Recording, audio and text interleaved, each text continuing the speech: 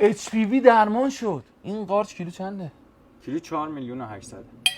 قارچ شیتاکه جدیدترین و نایابترین روش درمان HPV تو ایران که تو عطاری شمس موجوده. جدا از اون 3 دوره واکسنی که باید بزنین، این قارچ شیتاکه است. یکی از عجیبترین روش‌های درمان این بیماریه که خیلی داره زیاد میشه، ولی شما میتونید در عرض 6 ماه با مصرف چقدر از این قارچ؟ روزی 1 عدد سر یه ساعت مشخص. روزی 1 دونه؟ 1 دونه.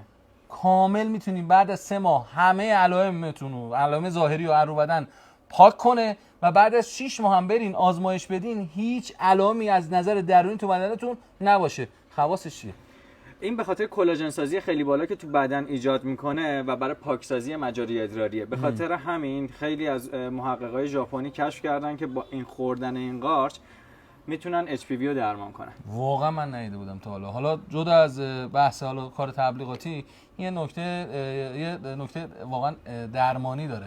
یعنی چیز بدی نیست. اگر هم کسی دچار شده باشه خدای نکرده، خیلی راحت میتونه درمان کنه. حالا چه از طریق اون واکسنایی که به صورت شیمیایی، چه به صورت طب سنتی و درمانیش که این آیتم رو اینجا تو عطاری شمس میتونی پیدا کنی. این قارچ کیلو چنده؟ کیلو 4 میلیون و 800. 1 کیلوش برای چند وقته؟ برای 10 ماهه. 10 ماه. خودت تقسیم کن ببین ماه چقدر میخوای بابت این داستان هزینه کنی. تا 30 روز شما اومدین عطاری شمس رو گفتین از سمت شفا واکسین، چه به صورت حضوری چه بیرونبر یعنی ارسالی، 20% رو کلهم اجمعین سفارشاتون عمو سعید بهتون آفر میده. ارسال به کل تهران دارن با هزینه مشتری. تازه اگر خارج از تهران باشین به کل ایران هم براتون با تیپاکس ارسال میکنن.